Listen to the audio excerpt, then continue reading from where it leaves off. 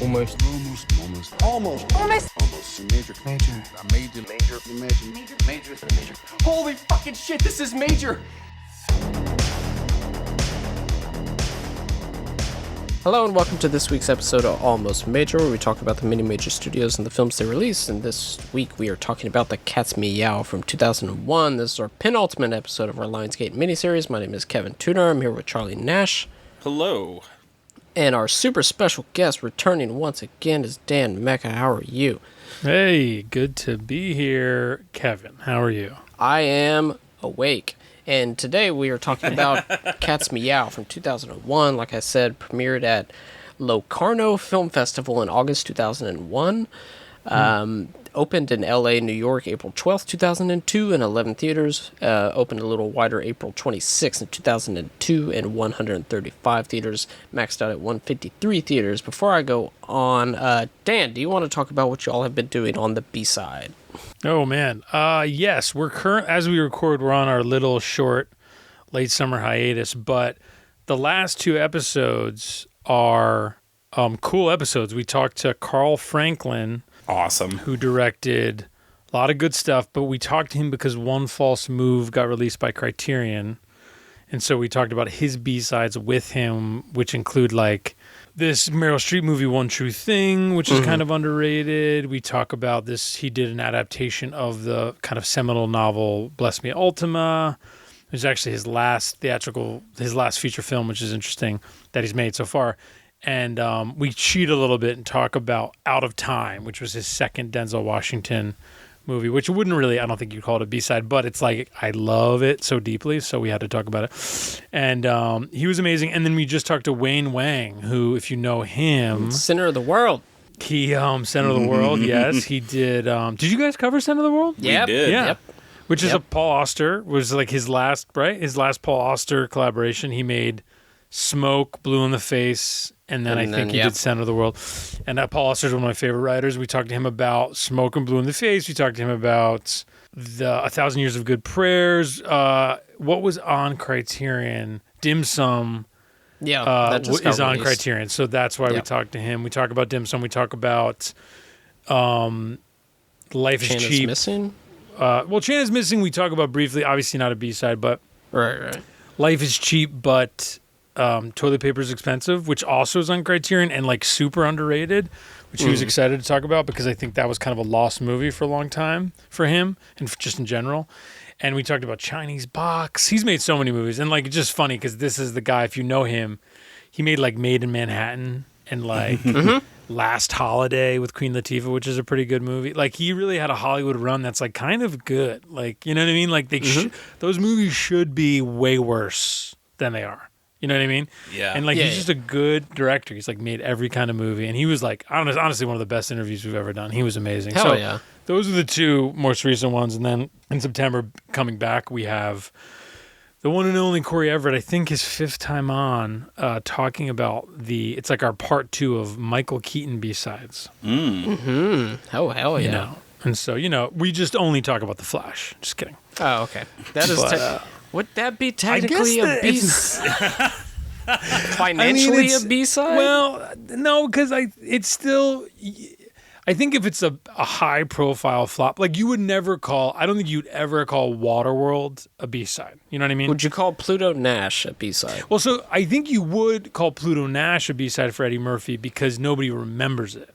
Okay. Like Everybody so here's my so point. yeah. I think Waterworld became like the new Heaven's Gate, right? It became the thing that people were like, well, it's, what is it going to be, the next Waterworld? Which is insane because that movie actually made money, but I think the perception was it didn't. The movie of Kevin Costner's that could definitely be Postman. a B-side is The Postman. Yeah. Okay. I was going to ask it was a colossal bomb.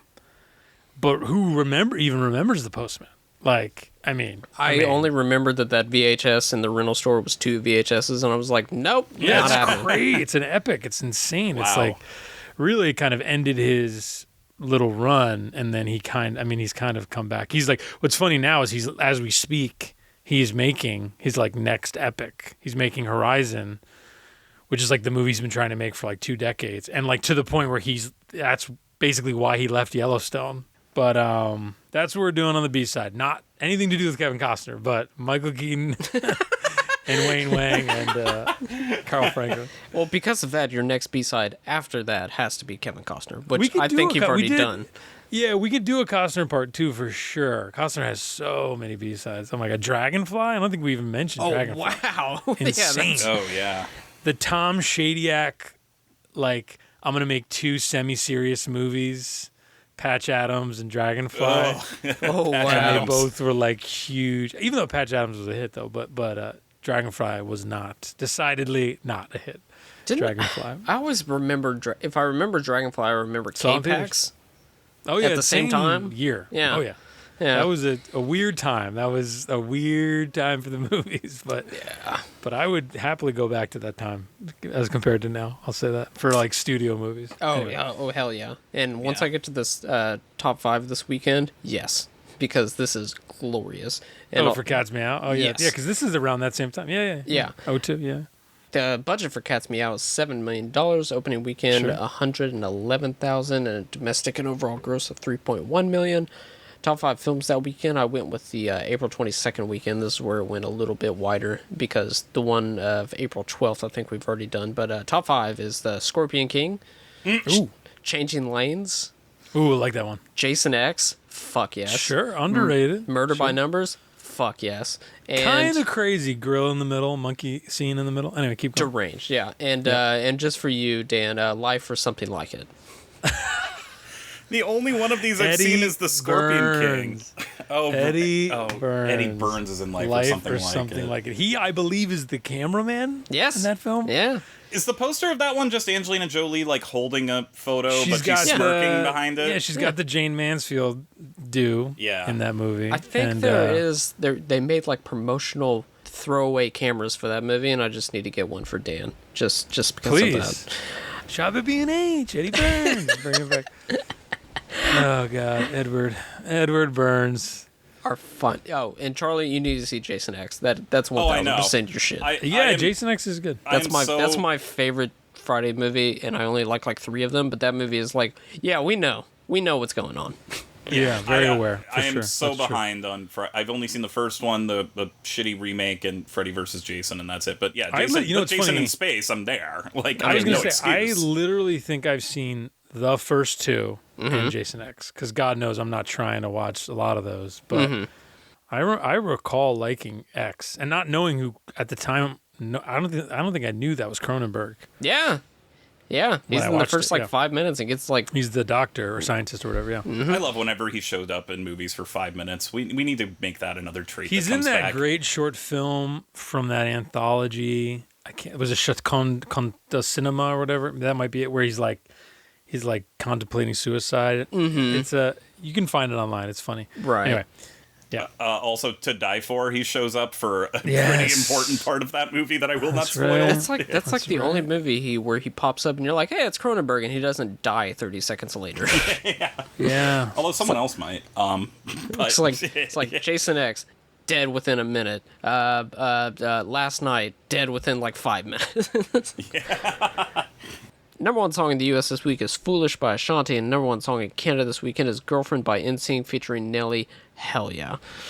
Yeah. Plot description from Google from award-winning screenwriter Stephen Perros and acclaimed director Peter Bogdanovich comes The Cat's Meow, an extraordinary look at a fateful excursion of fun and frolic aboard William Randolph Hearst's private yacht in November of 1924 that brought together some of the century's best-known personalities and resulted in a still unsolved, hushed-up killing.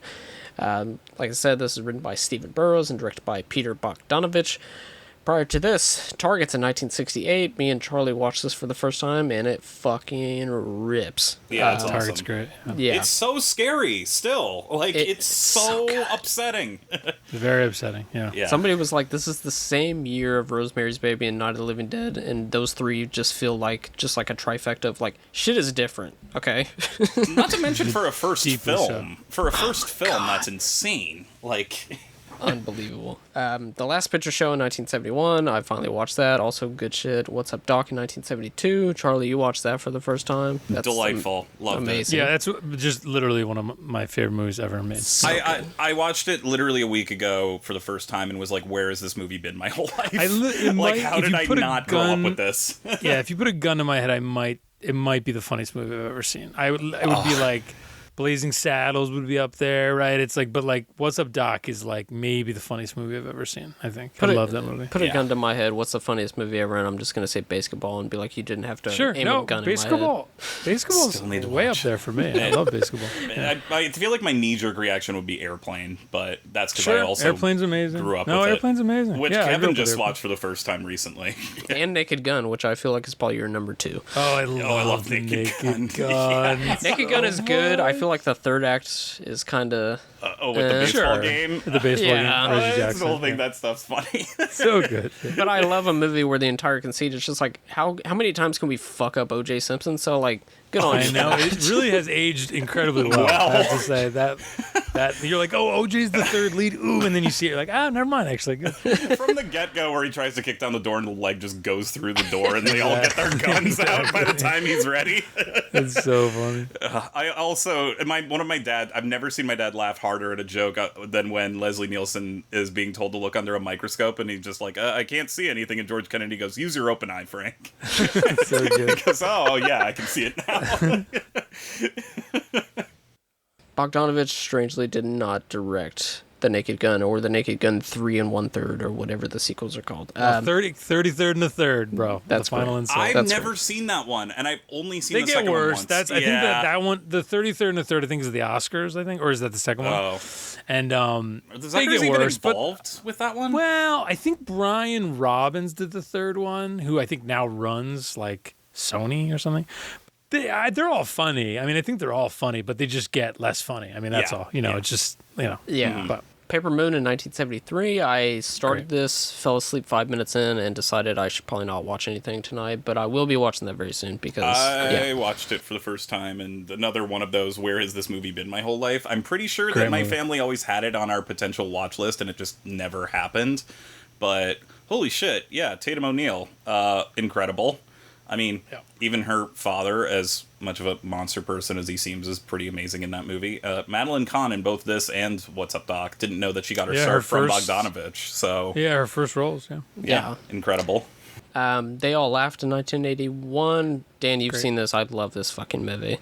Oh, it's one of the great. One of the best movies. One of the actually, what's funny? I got to add that to my Letterboxd nice movies list. It's one of those. That's just a nice friggin' movie. Like, just people. It's so good. Living life, like enjoying life, basically. Yeah, really nice that movie. Started my eternal crush for Colleen Camp, and also I watched that after Star 80 because that's tough. Well, but probably the right way though. I know, but it made it so bittersweet because you watch that movie and you're like, it's funny. I still to this day, I've never watched Star 80. Yeah, because you'll be fine. It's no, great. I know. But I just Oh no, I will watch it. I just Fosse's a master. I love all of his other movies. Well, I like Sweet Charity. He did. I don't love that was his first one. But even like the choreography, the Pajama Game, like he was just a master, right? Lenny's pretty good. Lenny's great. I love Lenny. All that jazz and Cabaret is like my favorite movie musical by far. So like, I love him. But I've always kind of been wary of Star 80, but I will watch it. It'll make you feel awful. I mean, it's a very effective, very powerful film, and I mean, I remember I saw All That Jazz not too long ago, like a few years ago, like right before COVID, and I just assumed that was his final movie based on the movie, and then realized, oh no, Star 80's his last movie, and then I was like, oh. Yeah. Oh, what a way to it's a weird last movie. Go out. Yeah, for sure. Angry and bitter and mean, and also undeniably provocative and so much stuff too, like Bogdanovich, who is a raconteur and like who knows how much of what he's like his own type of Robert Evans or whatever, R.I.P. But like, the way that Bogdanovich, he called him and was like, Bob, like we're friends, like do not do this, like, do not make this movie, and Bob was like, nah. And then didn't he sit him down and make him watch it in a private screening or something? I don't know. I don't know that. Did Bogdanovich ever watch it? Maybe he did. You know, it's funny. We went, I think was Connor with me? Maybe Jordan was with me. We went to the Metrograph in New York years ago when they screened a print of They All Laughed, and Bogdanovich was there. Wow. And at the end of the movie, he came up, and I guess there was a Q&A, but I think he just talked. I don't know if anybody asked questions. I think maybe there was a moderator, but it was Bogdanovich, a storyteller. I don't know how many questions. Yeah, I remember he got up and he's like, I haven't seen that movie in like 25 years. And he had like tears in his eyes. He was like, that was really... That he was like happy to have watched it, but it like made him sad because if you watch They All Laugh, Dorothy Stratton, you can tell he's falling in love with her while filming that movie, and it's so bittersweet. And she's not like, who knows what kind of actress she would have become, but like the camera loved her for sure, and it's like it was his camera, whatever, fine, but like certainly she had a light, and then you're like, oh my god, like it does make it like. Really tough because she is so lovely. Every character in that movie is like Ben Gazzara or Audrey Hepburn. John Ritter, young John Ritter, so funny in that movie. Oh my god! I need to see it. I wasn't able to catch up with it, but it's great. Kevin did specifically shout that one out, so it's going to be on my list soon. Yeah. What's the? Didn't they make a documentary just about the movie? Yeah. One Day Since Yesterday. Yeah, I've seen that because I watched that right after, and that's also a good doc. We're still not at after, so let's get through this. Mask in 1985. The Thing Called Love in 1990. And Thing Called Love's good. After this, the miniseries The Mystery of Natalie Wood in 2004, and She's Funny That Way in 2014. Sure. Starring Kirsten Dunst as Marion Davies. Prior to this, Interview with the Vampire, The Vampire Chronicles, and Little Women in 1994. Strike, a.k.a. The Harry Bird, a.k.a. All I Want to Do in 1998. It's just my favorite thing ever. It's just to know iconic. The Virgin Rachel Lee Cook, right? Yes. Sorry, keep going. And Gabby Hoffman and What else? Virgin Suicide and Drop Dead Gorgeous in 1999. Bring It On in 2000. After this, releasing 2 weeks after this movie, released Spider-Man in 2002. That is crazy. I just have to say, like having grown up with Spider-Man, that's wild. I remember when Spider-Man came out, there was that like Entertainment Weekly. She's also in also in the Cat's Meow, and everybody was like, "Can you fuck off? We're trying to watch Spider-Man." Kind of. Yeah. Nobody. You said it right. Nobody saw the Cat's Meow. Eternal Sunshine of the Spotless Mind in 2004, and Just Because Mecca is Here, Elizabethtown in 2005. Moving on, Melancholy in Suicide Bike. Melancholy in 2011, Bachelorette in 2012, just banger back to back. Bachelorette. We did a crossover episode on exiting through the 2010s on Bachelorette. That's a good movie. It was just me and Charlie laughing. It was just about everything. And The Power of the Dog in 2021. How is that almost 3 years old? I have no idea. Meanwhile, when I was doing research for Wonderland, and I was just like, wait, Scream 6 came out this year? Wait, what? And then Power of the Dog feels like it just came out. Carrie Elwes as Thomas Ince. Listen to our episode on Saw. We go deep onto him. Edward Herrmann as William Randolph Hearst. Prior to this, The Lost Boys in 1987. My Boyfriend's Back in 1993. If Bryden was here, he would say hell yeah with me. Nixon in 1995. Gilmore Girls from 2000 to 2007. After this, Intolerable Cruelty in 2003, The Aviator in 2004, and Factory Girl in 2006. You forgot Richie Rich, bro. Oh, wow. Damn it. He's Richie Rich's dad, dude. Fuck. I never saw Richie Rich. Oh, dude, loved Richie Rich. I was a PageMaster kid. Somehow never got around to Richie Rich. Love PageMaster, dude. all of the Macaulays, watched them. Even The Good Son. Watched them all. Oh my God, The Good Son. Whatever. Getting even with Dad, dude. Getting even with Dad. What a repugnantly hilarious movie that is absolutely awful. Elijah Wood, man. Elijah Wood is actually good in that movie. I feel like he talks about working with Macaulay being like, Macaulay at that point had made so many movies, right? And like Elijah Wood was, made a lot. Right? Flipper was coming up, right? He had made a lot of stuff. But it's just funny. He was so in the business already, you know? It's like wild to think about, like being that young, and it's like the good son is your like pivot, you know? Like Yeah. you're like 10. How old was he? 12? Like, I'm not doing kid gonna pitches play anymore. Against time. He's like, I'm going to play against it's time one of the in the good son. You know? And it's one of the funniest Roger Ebert, Gene Siskel reviews, where I think they start off with, "Why was this movie made?" Like, Sure. The title says The Good Son. I know two things wrong about that title. Yeah. yeah, Nelson Muntz. No, but Nelson would love that movie. Nelson Muntz, that would be his favorite movie. It's just The Bad Seed. You guys ever see that movie? The Bad Seed? I No, I need to. haven't, but... Oh, dude, yeah, it's like a girl who's like a psychopath, right? It's like, it's just, that's all it is. It's just funny. They're like, well, just call it The Good Son, and we'll just make it with, you know, with what's his name, you know, Kevin McAllister. Oh, God. And lastly, Eddie Izzard as Charlie Chaplin. Listen to our Shadow of the Vampire episode, which Cary Elwes is always in. This is our second one this series that has Cary Elwes and Eddie Izzard in it. And like a year apart, very bizarre crossover with both of them. Wait, what's the other one? Shadow of the Vampire. Oh, they're both in that. Yeah. Yeah. Cary Elwes shows up like an hour in, and he's just like, what did I miss? And then that's his entire character. He has, yeah. No, hang on. Eddie Izzard is she nowadays, yeah? Yes. So, that director's name, I think it's Elias Marriage, who then made Suspect Zero. One of the worst movies I've ever seen. That movie is, hand to God, one of the worst films ever made. Like, crazy bad. Yeah. Like, so bad. Like, one of those things where you're like, no.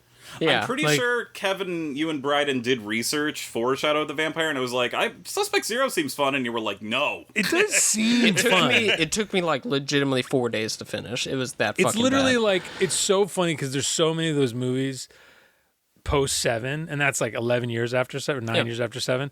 And it's just, there's a lot of them, and it's like, so many of them are like, you know how 7 was good? Yeah. What if Oh, no. it was bad? Ah, you know, damn it's it. like, there's so many. It's like, yep, okay. Is there all right, any 8 movies? millimeter, right? Like, you know. 8 which millimeter, not a good movie, but I do kind of dig it. But kind of a fun movie. Joel Schumacher knew Wouldn't what he say was doing. fun. Well, but in Schumacher's way, he could spin trash better than anybody. Oh, Like, yeah. Schumacher, man, he was the master of that shit. Also starring Jennifer Tilly and Claudia Harrison. Trivia. The costume and sets were designed with as little color as possible to give the illusion of a black and white film. This was to make up for the fact that the film wasn't allowed to be shot in black and white as originally planned. Despite the fact that Charlie Chaplin actually had bright blue eyes, Eddie Izzard wore dark contact lenses to keep the public perception of Charlie as dark-featured. Most have only seen or remember him in black and white films and assume he had dark eyes. Neat. Joanna Lumley's bit of narration at the beginning and end of the film are recorded in a single tape. Cool. The same true events, I feel like, Dan, you've probably seen this. The same true events also inspired the plot of Sunset from 1988, starring James Garner and Bruce Willis. Yeah, it's a bad movie. It's a Blake Edwards movie. Oh, wow. Okay. It's late Blake Edwards. Yeah, it's funny. That is what that is about. And it's literally Bruce Willis plays Tom Mix, who, if you know your Hollywood history, was like the first Western star. And Thomas Ince is the father of the Western. He like invented the Hollywood Western. Okay. And Thomas Ince is the guy who gets killed in this movie, The Cat's Meow, is who Cary Elwes plays, right? Mm-hmm. And in Sunset, Wyatt Earp, who is played by James Garner, and Tom Mix, like, band together to solve the mystery of the murder of Thomas Ince, I believe. So it's like revisionist history. Wyatt Earp was alive. Like, Wyatt Earp, I think people don't really maybe know this, but like Wyatt Earp like was alive in the early 1900s, and he was in Hollywood. Like, he did help with the Westerns. So he was around, right? And like I read Garner's book. He did not like working with Bruce Willis. I think his call was like Willis was like really not smelling his own shit, like thinking his shit didn't stink at that point. And I think he like tried to rewrite a lot of the movie, and like Garner was like, "It's Blake Edwards. Like, what are you doing? Why are you trying to rewrite the movie?"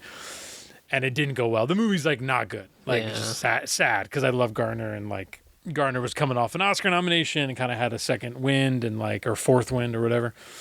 But that's the weird, Bruce is like just making Die Hard, Moonlighting's huge. Right, you know, right. it's like Blind Date was like a surprise hit. You know, he was Yeah. fucking Hudson Hawk's around the corner. Oh, of course it is. You know. That sucks because that plot sounds like badass. Amazing. Dude, when I was doing my James Garner thing, whenever I did that, I watched like all of his movies. I was like, what? I was like, this is the plot of this movie? I was like, this sounds amazing. And then you watch, you're like, God, how do you fucking, what the hell? Yeah, that is sounds happening? kind of like a movie we're going to cover next week where you think, oh, how did they mess that up? But anyway. So common. I mean, it's so common. It's such a bummer. Which Yeah. in Sunset, Dermot Mulroney's in it. He's also in Wonderland. Marlon Brando turned down the chance to play William Randolph Hearst. Oh. That's kind of He must have died wild. right after that, right? He died in 03, right? He must have. Yeah, That's because funny. when's the score? Is the score 01 also? Yeah, 01 is the score. Yeah. Okay. Yeah, I Where don't, he just called Frank Oz Miss Piggy the whole time. that is You my guys know that favorite story, right? trivia fact ever, yes. And he would not take direction, so De Niro just had to give Brando all the direction. Yeah, it's my favorite story ever. The most powerful media mogul in America. There's a lot of money in movies, WR. Yeah, mine. The most famous movie actor in the world. Mr. Chaplin, a true honor to meet you, sir. You're in love with me, aren't you? Not as much as you are with you, Charlie. And the rising star who stole their hearts. I love you so much. I could keep an eye on her for you. What makes you think she needs to be watched? Together for a luxurious weekend cruise He's heard about us. that would end in murder. Nothing can happen this weekend. So what are you doing next weekend? There have been whispers, Mary. There's nothing going on between me and Charlie. Have you slept with him? No. Have you? What the hell is going on here? I swear I heard a shot. Now, by God, I'm going to make sure that none of this gets in the paper. I'm asking you to join me in an oath of silence. But you do not know what happened aboard this boat. Initial thoughts. Had anybody prior seen this? Yeah, I'd seen it. Go we ahead. did Bogdanovich. For the B-side, we had James Kenny on, who, if you know him at all, he's a teacher, writer. He was the guy, James Kenny, who, you mentioned it, Kevin, what's it called? She's Funny That Way came out, but it was kind of a bastardized cut. Mm-hmm. He had, Bogdanovich ended up being his last movie, his last theatrical feature movie. He made, his cut was called Squirrels to the Nuts. Yep. It got cut down a bunch. Mm-hmm. They released it. Nobody really saw it. I liked the cut they released. I always thought She's Funny That Way was good, right? But then Bogdanovich supervised the cut. But then as years went on, he was like, wasn't really my cut, blah, blah, blah, whatever. Kenny found the Squirrels to the Nuts cut, like, on eBay. It was like What? an editor had, like, stored it, and then it got lost in storage, and some guy found, I might be telling the story wrong, but listen, James talked about it on our podcast. On eBay, somebody was just selling the reels for Squirrels to the Nuts, and it was like a finishing work print. Oh, So like not everything was in there, but it was like close. holy lord! So Kenny like bought it, got Bogdanovich's number, and they like restored it. Like you can watch Squirrels to the Nuts now, right? Like, you know, and Bogdanovich, you know, before he died, it's kind of a nice story actually. It was like, you know, his last movie was saved, and anyway, so that he came on our podcast and we talked about Bogdanovich. So we watched all of his movies because he only made like, I think it's like he made like 15 theatrically released movies. But so I've seen The Cat's Meow a few times. And I like the movie. I've always liked it. It's a lark. You know, it was kind of his comeback movie at the time. Yeah, like you said, made it in 01, came out in 02, kind of got buried. It was part of the Kirsten Dunst, like, I'm done making teen movies thing, right? She was like Crazy Beautiful was on the horizon. Oh, yeah. Spider-Man helps. And The Cat's Meow is definitely one of those movies. There's another one she did. I think it's called Levity, which I think we did for like the Billy Bob Thornton B-side she's in. So Yeah. she's like doing these roles. And I think she's great as Marion Davies. I think Yeah. like, you know, what's funny is like the Davies thing. We did Marion Davies for a B-side with Emily Kubenkanek, and we talked about her Marion Davies B-sides, and I read a biography on her, and she really got screwed by like, you know, like so many actresses, like over time, like people thought she was like an idiot. And it was like, she was like Hearst's bimbo, you know? And it sucks because she wasn't. Like, she was not. Like, she was like a shrewd woman who like was smart and good at acting and funny. And if you watch her movies, it's like very clear. But it's like, she just got screwed because she was, you know, with this guy that most people hated. And he's, I mean, literally, if you don't know, the guy who Citizen Kane's based on. And like, and also Citizen Kane did her no favors because in Citizen Kane, Susan Alexander is portrayed as like a shrew, you know, nightmare person. Right. So like all these things really fought against her. But I just find it funny that Amanda Seyfried got the Oscar nom deservedly, I think, for Mank. But then when you watch The Cat's Meow, I would kind of argue, as much as I like Seyfried in that movie, I kind of think that Kirsten Dunst is better. It's like kind of a really interesting performance. She, to me, stands out from the movie a bit. You know, Eddie Izzard, she plays Charlie Chaplin, pretty good. You know, Edward Herrmann plays Hearst as a buffoon, which is Edward Herrmann's want, if you know his style, and he's funny. And like, you know, Joanna Lumley's great, and you got like freaking the great Jennifer Tilly playing, you know, young Luella Parsons, who, like, if you've seen stuff like Hail Caesar, like Luella Parsons and Hedda Hopper, they were like the two Hollywood rags people back in the day. And like Luella Parsons was like Hearst's, like, you know, gossip columnist, and like Hedda was not, right? So it was like they were competing. So that's all fun. You know, I think it's just like a fun movie. I don't know. Like, I enjoy it. It feels like 75% of a movie a little bit. Like the Thomas Ince thing, if you don't know it, like Father of the Western, he was a producer, basically an independent producer, which is kind of interesting for that time, and like kind of invented the Western. And I think there's some truth to what they're setting up in this conspiracy narrative, which is like, I think he was leveled to the hilt in debt with his people. And I do think it was a weird time for him. He dies, right? You know, it happened in real life, spoiler. And like in real life, it was a scandal that got squashed. And it was during that time when like Olive Thomas had just died of a drug overdose. It's like, if you watch Babylon, it's like that time. It's like, you know, people I think don't, Babylon, say what you will about Babylon. Perfect what movie. Babylon what Babylon does do well is it does capture that, like, that first wave of Hollywood was just like gypsies who like got a fuckload of money, and they were like, oh, this is more money than we'll ever spend. Like, and they were like, I guess we'll just do every drug that's available. We'll invent some more drugs, and then we'll go make movies. And it's like, really was like Bacchanal. Like, it was nuts. And like, because it was the 20s, it was just like, who knew, whatever. But then you had shit happen, the Fatty Arbuckle thing, Olive Thomas, fucking the director who got killed, William Desmond Taylor, all like in 5 years. And so the Ince thing, because it was Hearst, I think really got buried. And so I think all this stuff is interesting. If you like this shit, it's like very ripe for enjoyment. And like, if you know Bogdanovich, like fucking half the movies he made are like shit like this. It's like, you know, Paper Moon is like, you know, not this, but it's like, you know, half this. It's like What's Up Doc is he's basically making, you know, his Howard Hawks screwball comedy. If you watch freaking Nickelodeon, speaking of the devil incarnate, what's his name? The driver, Ryan O'Neal. What's his name? Ryan O'Neal. Yeah. You know, super underrated movie. Also got screwed with the black and white on that. He's always fighting for black and white, always losing.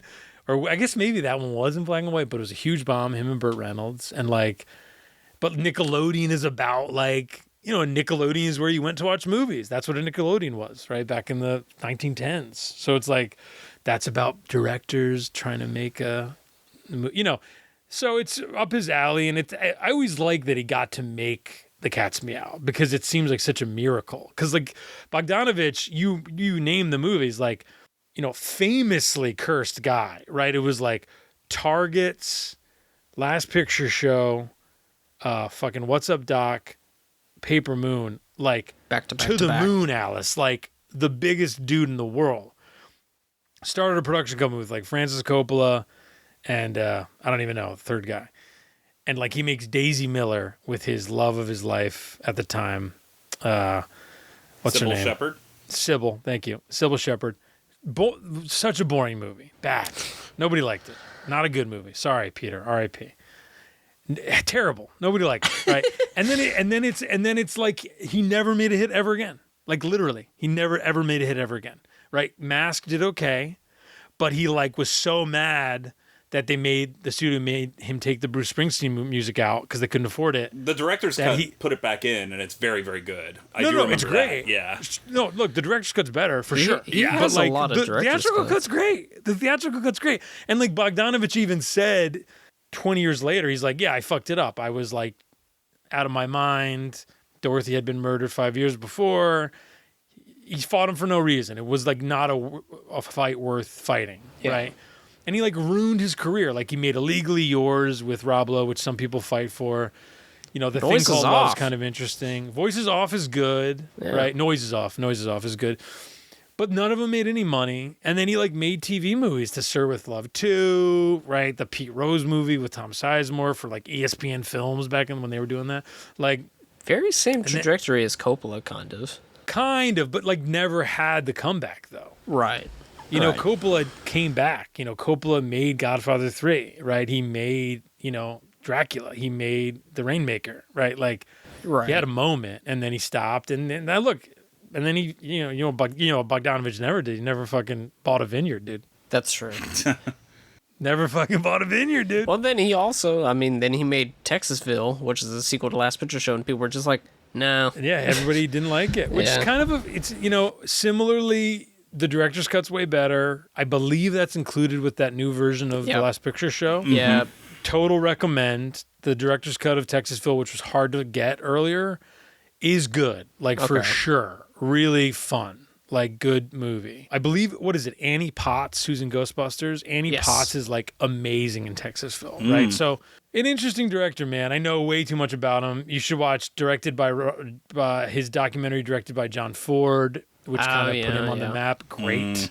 That's when you see those clips on Twitter all the time where like why did you put the camera there? John Ford's like, I don't know. Next question. Right? He's like, why'd you when you were making these westerns, did you have any thoughts of like you know, the American blah blah blah? And he's like, no, that's a bad question. Next question. You know, it's like amazing. John Ford. He's like, when you made The Searchers, were you offering a critique on your past movies? No. You're like, you know. Amazing. But yeah, anyway, super interesting guy. Cat's Meow. You know, it would have been a cool last movie. I do love that he made Squirrels to the Nuts. I think it's totally worthwhile. Is that available to like watch it? I looked up and it was just like they do like screenings sometimes. Yeah, screenings. I don't know if I know they're trying to like do the Blu-ray. I do know that, but I don't know that it's available yet. Okay. But I would even say She's Funny That Way. I do think is good. But yeah, and he made like a kind of a good Buster Keaton documentary. It was the last thing he made. Oh yeah. For like Showtime, and then a kind of okay Tom Petty documentary, Running Down a Dream. Mm-hmm. It's not great. Sorry, Peter, but it's you know, whatever. I love Tom Petty. It's kind of like, okay, I guess that's it. All right, well, wrap it up, folks. I guess. Yeah. Anyway, that's him. That's Bogdanovich. Charlie, initial thoughts. So yeah, as we touched upon building up to talking about this film, Bogdanovich was a pretty big and pretty embarrassing blind spot for me. Not that, like, I'd seen The Last Picture Show like 8 years ago, and I'd seen Mask, but everything else I caught up with in the past, I want to say, week that I have seen from him. And so, yeah, we mentioned it. What's Up, Doc, Targets, Paper Moon, all great. All fantastic films. I knew going into this one that it was probably not going to be up to those levels, but so I went in kind of like, well, like, it's not going to be that. But, you know, I love Kirsten Dunst. I love Jennifer Tilly. I thought this was an interesting story that I actually knew very little about. And I had a fun time. I mean, I don't think I kind of went in knowing it wasn't going to be a major work, I guess, but I wanted it to be like one of those things that I could be like, it's this undersung gem. Like, which I do think that if you can seek it out and you are a Bogdanovich fan or even a fan of any of the actors, it is absolutely worth seeing. It's a little Yeah, slight. I think. Did you say that, Dan? It's no, a little.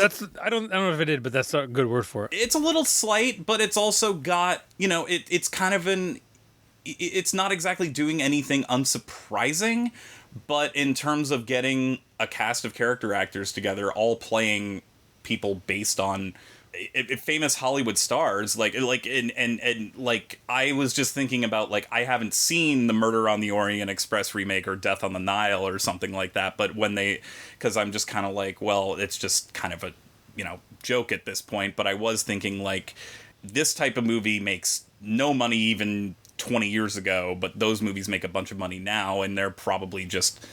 has anyone seen any of those? Like, I've heard they're not very good. Yeah, but I like them. I mean, people make fun of them because of Brana and hit the crazy mustache, and I get it. I don't blame anybody for making fun of them. I mean, I'm a Brana defender, kind of. Gotcha.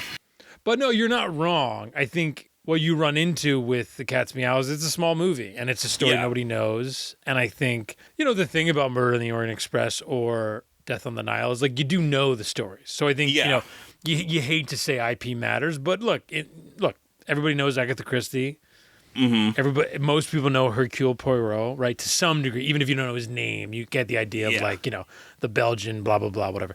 Yeah. So, yeah. And I think the movie, to that larger point you're making, the movie that I realized on this rewatch that I found myself thinking about is a movie that's gotten a lot of notice recently, mostly thanks to Rian Johnson and Glass Onion, is The Last of Sheila, which is a very good movie and very similar to The Cat's Meow. And it's kind of like, I think it came out in 73, so obviously 30 years prior, but, like, it's basically like a joyful celebration of cynicism, right? It's kind of like it's a movie of, like, well, things are pretty bad and we're pretty bad people, but let's just kind of enjoy the badness together, right? And it's like The Cat's Meow's kind of like that. Last of Sheila's a lot like that.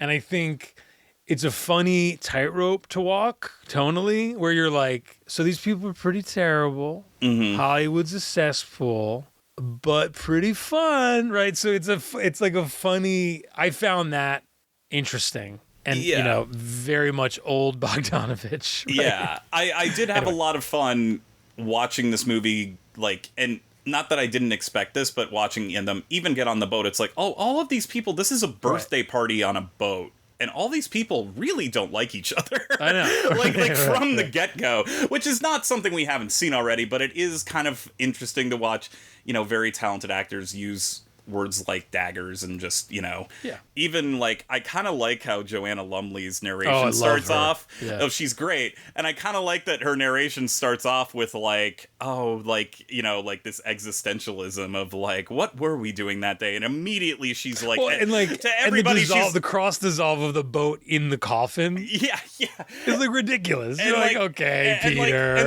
Okay. And she gets on that boat and Jennifer Tilly goes up to her and she has this attitude of, like, do you think you have any right to speak to me at all? God, like, and I found that all very fun. And I mean, I think part of these types of movies, I know this is a very superficial reading, but it is kind of that thing of, like, gee, I would like to be on that boat, but also knowing at the same time, oh, these people are miserable. Like that's kind of like it is like they're all drinking these exquisite cocktails and eating all this food, and they're on a fucking boat with all this money and smoking weed and just having fun, but nobody's having any fun at all. And I found all that very intriguing, and of course I think kind of expected this going in, but I think Marion Davies is, like, the one actual sympathetic character. I think you could argue that Luella Parsons, the Jennifer Tilly character, I like how almost obviously naive she is, and just like, oh, I loved your last movie, Mr. Chaplin, and I just adore you. I know. She's like, it's a shame nobody saw it, A Woman in Paris, which for those... She always says the wrong thing.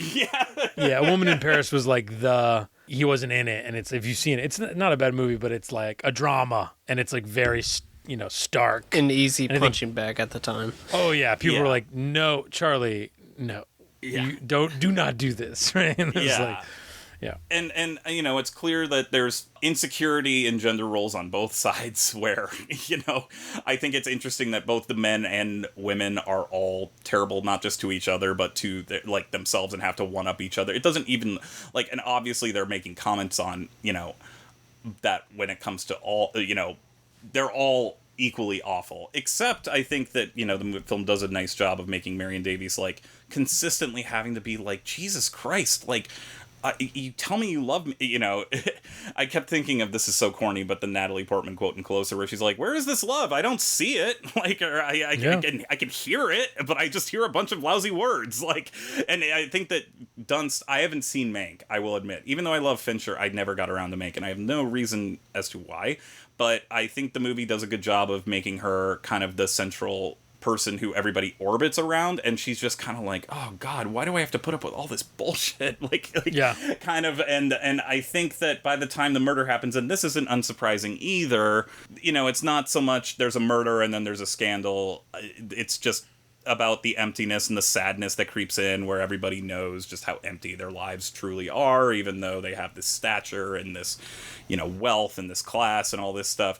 And I guess that I found it all to be predictable in a plot sense, but not in but in terms of like the dialogue and the performances, I was, you know, laughing a lot, and I was having a lot of fun watching it unfold. But I at the same time kind of expected all of that, and I think it's because A, they made movies like this way before this one, but B, it's now 20 years later, and I've seen movies tackle this even more, so I don't even know if that's entirely the movie's fault, because I think it's very good at what it wants to be. It's just not anything that's gonna, it didn't rock my world, I guess, you know.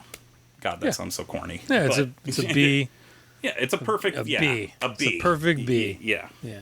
What'd you think, Kev? Yeah, it's fine. Very, very interesting you brought up Babylon. Searing criticism from Kevin. A somewhat audible critique of the Cat's Meow. Here's the thing. Yeah, Babylon. Let's get into it. Tell me about Babylon. Yeah. Masterpiece, 10 out of 10. I love it so much. Are you joking or are you serious? No. Literally my favorite movie of last year. I loved it so much. You love it. You love Babylon. Yes. Oh, good. Okay, good. So it's the thing of...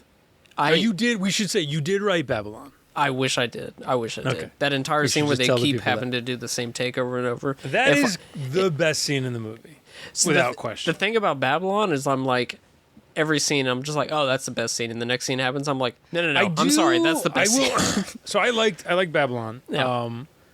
Plenty I didn't like about it, but I liked a lot about it. And I will say the two scenes that I think about often still, the whole sequence with the battle, where they're filming the battle and they're running out of cameras. Unbelievable. And I think it's weird that people don't like that scene. Like people don't like that scene? Well, I've read criticism of it, or whatever. And my point, a lot of people don't like Babylon, right? Well, so I think it's part and parcel with however you're approaching that movie. But I think like objectively, the way that scene is built and then ended, and just the in my opinion, just the tension of him going to the camera house. If you've worked in production at all, even in 2023, it all rings true. Yeah, 100 years later, it feels relatable. Mm-hmm. Like to some degree. Like obviously not the people dying on the thing, but the we need this thing. We're running out of light. Blah blah blah. Like I've been that runner. Literally, right? So it's like I don't know. That's relatable and funny, and like I think Pitt's really good in that scene, and the kiss and the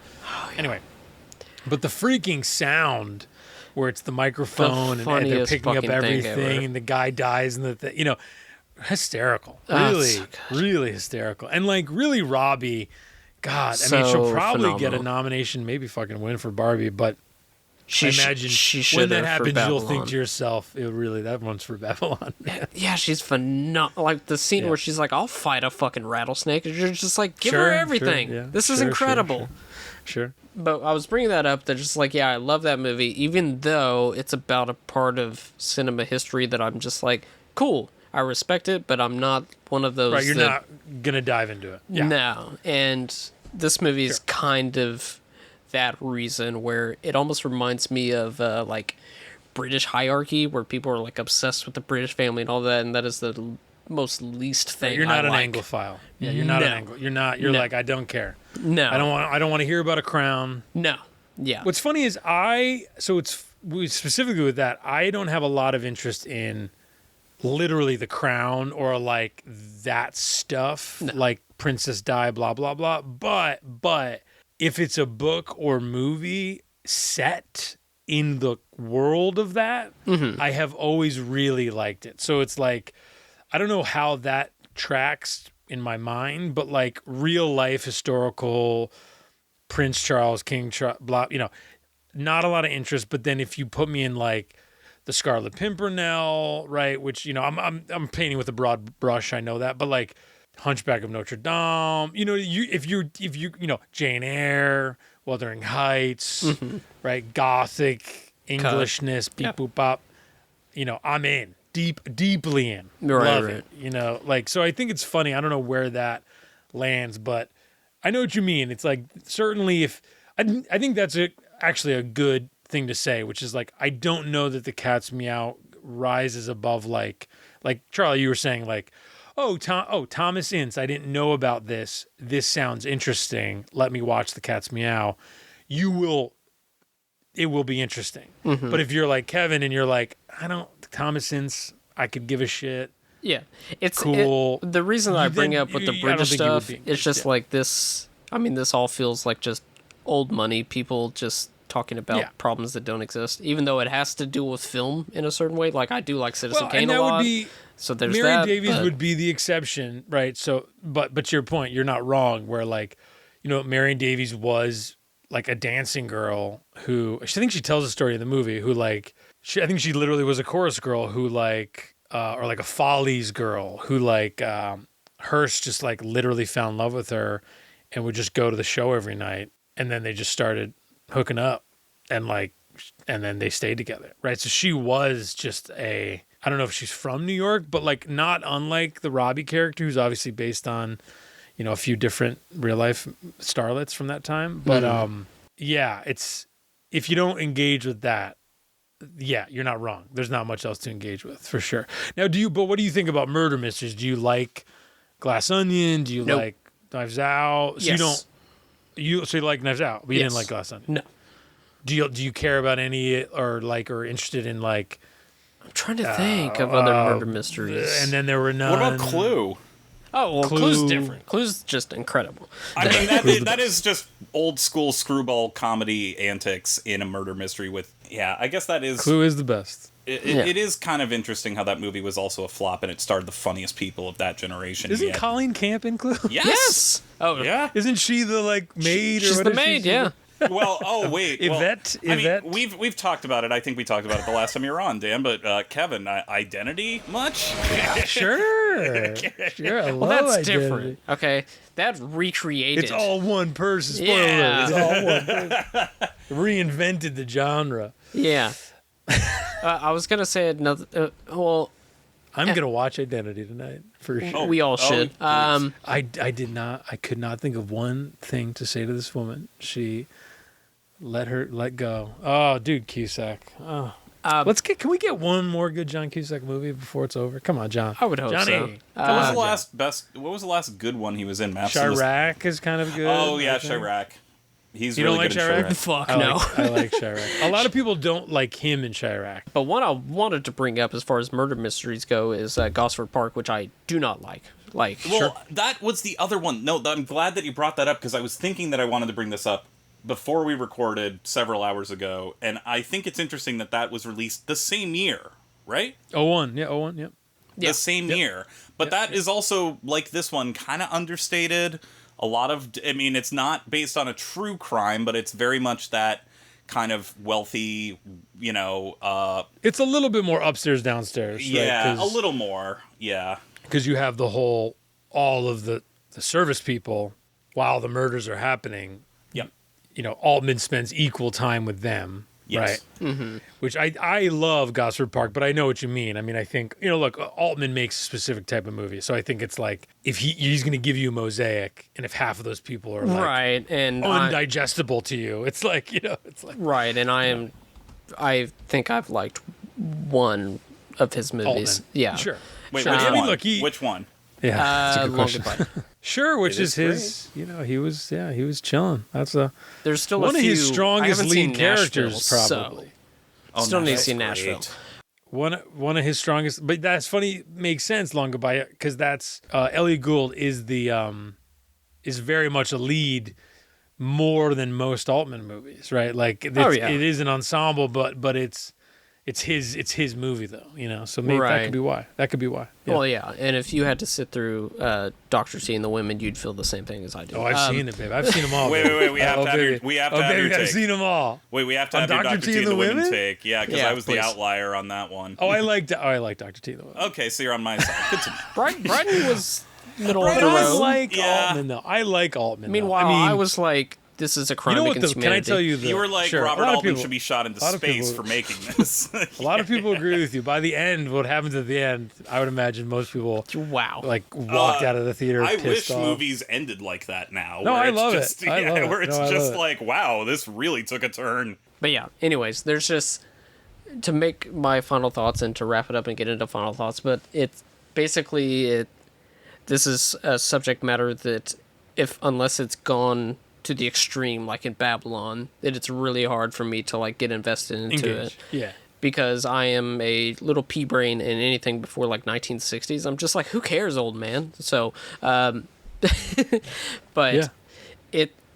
I mean, it's all good. Like, this is not a bad Bogdanovich movie. It's not one of my favorites, of course. I love Targets. I love They All Laughed. I love Last Picture Show, all of that stuff. But this is just fine to me. It's got some good stuff, but it's not something that initially is going to grab me in. And there was nothing with the acting or the story that really was just like, okay, this initially wouldn't be my cup of tea, but the way that they do it really brought me in. So it's a good endorsement for Babylon. I mean, because I think say what you will about Babylon, but like Chazelle is trying to, and God knows with every tool he thinks he has in his tool bag or doesn't, and whatever. God bless him. Like, he is really trying to be like, no, this was crazy. You guys don't get it. Like this, which I think is admirable in its way, for sure. Yeah. For the record, I stepped out when you were all talking about Babylon, but A, I haven't seen Babylon, and B, I don't have any opinion on it. But that's my thing with, I do think that's always been my thing with Chazelle, is I haven't liked any of his movies because I'm like, you're trying too hard.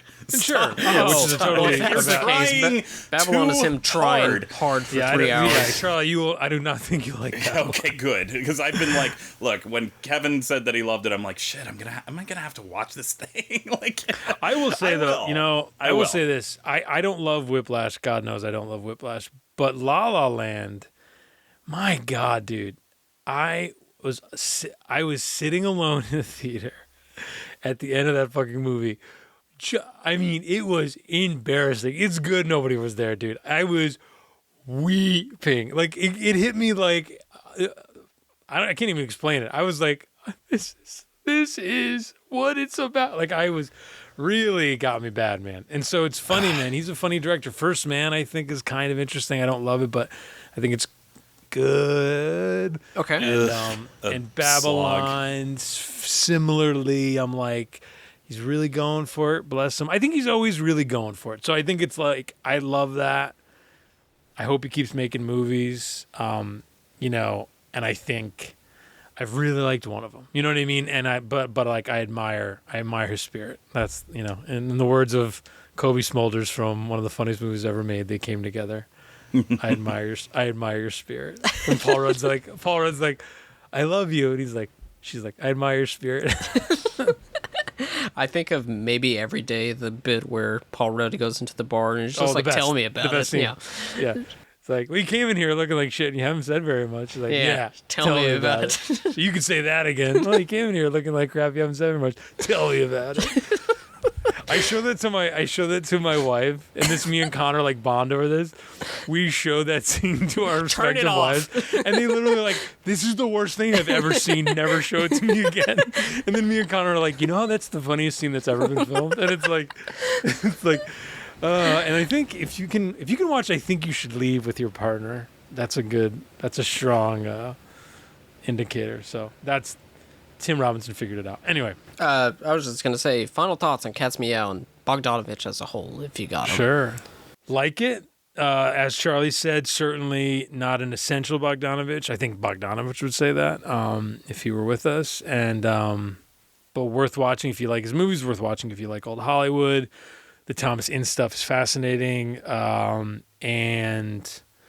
Bogdanovich as a whole, I don't know, man. A master, I think. Kind of always underrated in his way. I think his his like first 3-4 movies are masterpieces, but then everything else is kind of they kind of give it short shrift, and I think that's a shame. Also a great actor, right? Sopranos and a bunch of other stuff.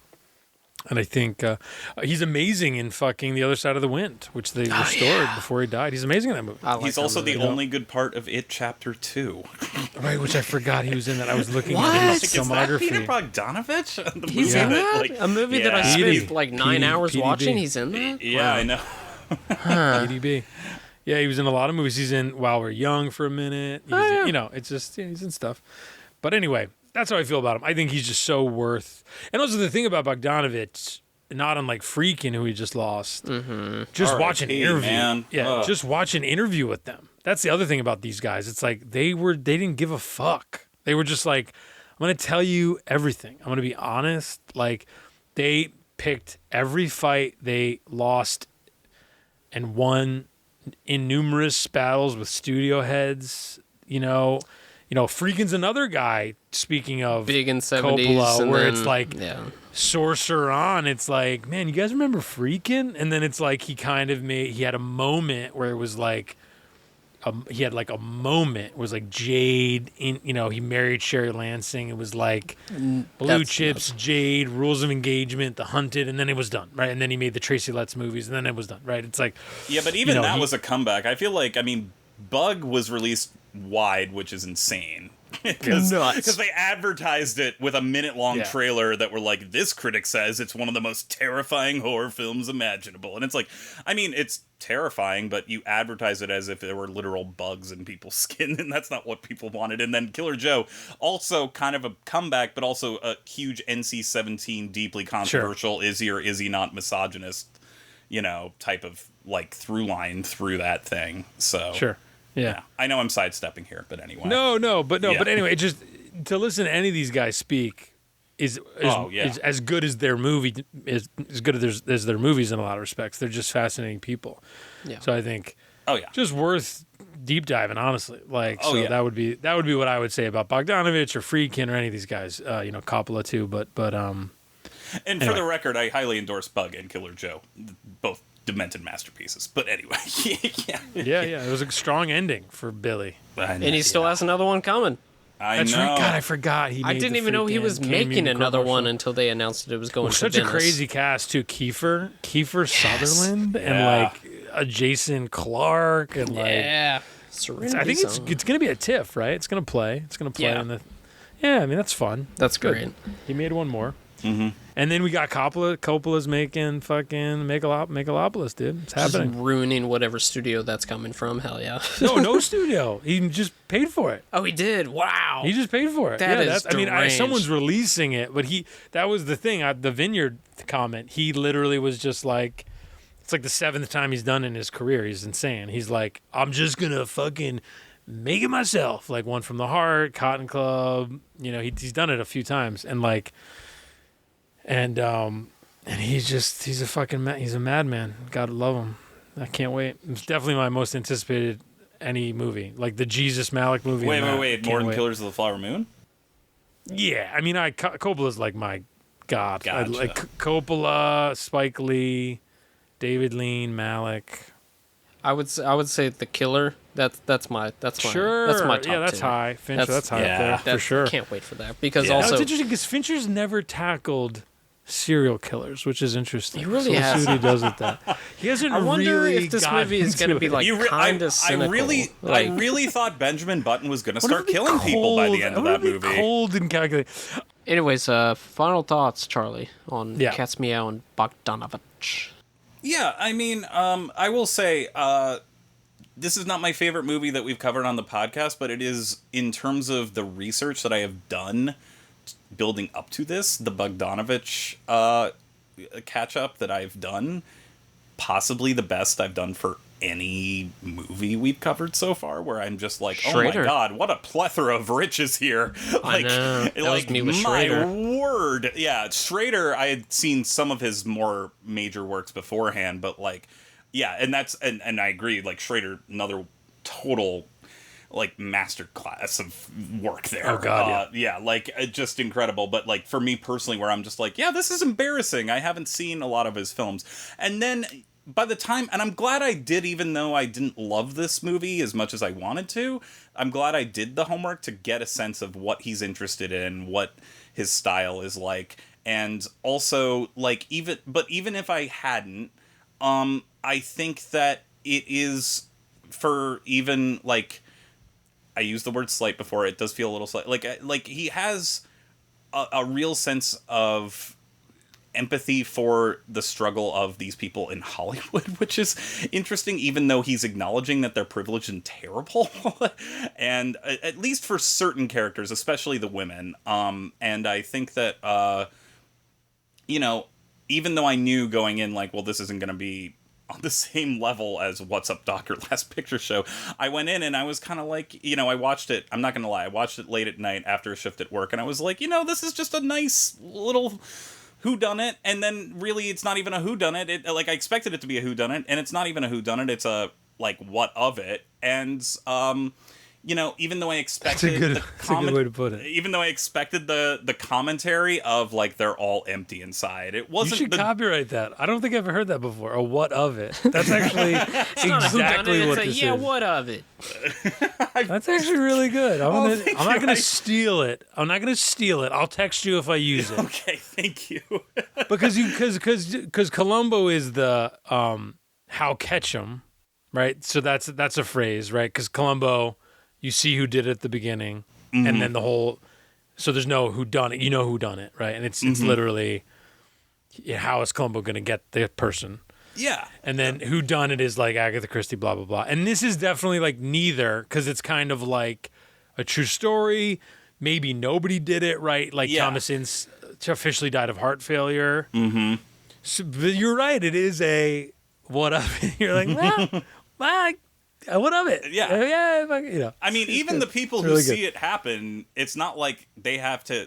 I mean, the one interesting thing is that, you know, Jennifer Tilly very like wisely gets the upper hand and blackmails everyone on. Right. The most interesting part, I think, I was going to say this before. Yeah. The Luella Parsons like origin story is probably the coolest part of the movie. Yes. If you know that person in real life, where you're like, like to play Luella Parsons as kind of like a naive, you know, whatever, who then by the end of this movie is like, all right, well, all right, this is who I'm playing with. Let me take my shot. Yeah. And then she became Cutthroat, right? And I think that's cool. Yeah. And Tilly plays it well. Anyway. Oh, yeah. I think Tilly is, out of everyone, maybe the MVP. Sure. But I will also say another thing that I did get the most out of this is Kirsten Dunst wasn't even a megastar yet. Like, I mean, Bring It On probably was her right, but she must have done this like before. Well, the Cisco film Get Over It. We all remember the Cisco film Get Over It too. Yeah. Rented it when I was like 9. Yeah, but like I also think about like how she's kind of. I can't even take credit for this. I think it was Chris Feil on This Had Oscar Buzz mentioned that she's like the secret weapon of Eternal Sunshine, where you get rid of that character, you have nothing. And I think that she provides the most pathos of this movie, where even though I knew what the movie probably was going to do with Marion and all of that, I think that it shows what a great actress she is. I mean, everybody knew it from the moment that she was in Interview with the Vampire and even acted circles around Brad Pitt, for Christ's sakes. But I do think, especially, even if you're not a Bogdanovich person, if you're into Kirsten Dunst, like, she had it, like, from the get-go. Like, oh, yeah, Dick, Wag the Dog. Yeah, she was good. Like she was always good. It was weird how she was always good, and then it was like there was a moment where people were like, she's not good, stupid. Like, that was dumb that ever happened. I do wonder if that's like because... the Anne Hathaway thing a little bit, where it's like, oh, you just don't like this person? Is that what we're doing? I think that... Or whatever. I mean, I don't want to... I guess it was the Mary Jane of it all. That's what I was going to say. It's the Marvel fanboyness of it all. She's great in those She's movies. Fantastic. And yeah, You want to talk, not to... I know we got to wrap up. Fucking being the anchor. I know everybody loves Sam Raimi, and I love Sam Raimi too, but like, if you don't got Dunst in those movies, you got nothing.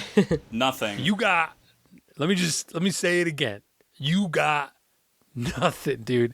She is carrying like big important scenes in that fucking movie. And that character sucks. Like, fucking sucks. Like, and she is great and so essential. And it's hysterical that could have been a reason, to your point, Charlie, of like, no, I agree. Do we like her?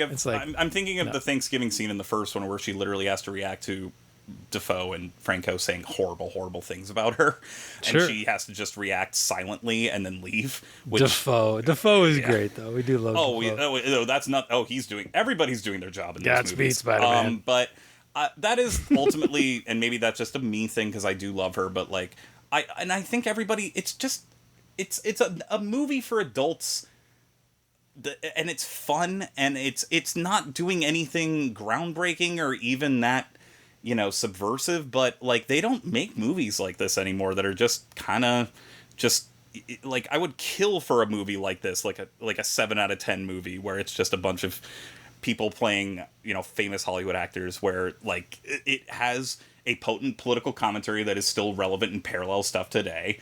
Might not be the most revelatory thing ever, and it's not Mank, right? Where it's not like so lofty, right? Yeah. To your point, right? It's just more of a fun thing. It's leveled. Yeah. Totally.